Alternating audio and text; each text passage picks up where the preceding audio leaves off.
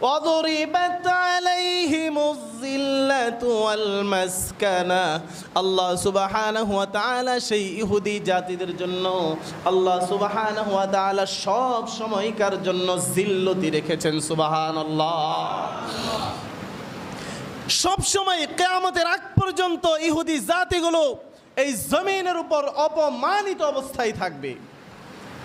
বলতে পারেন এখন তো পৃথিবীর ভিতর আমেরিকান শক্তি নিয়ে তারা একটা শক্তিধর পরিস্থিতিতে আছে।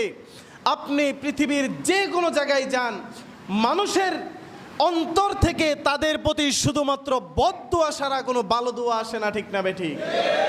ইহুদিদের জন্য মানুষের অন্তর থেকে যে কিছুই করতে পারছে না, সেই লোকটাও বলতেছে আল্লাহ এই ইহুদিদেরকে তুমি ধ্বংস করে দাও, ঠিক না বেঠিক?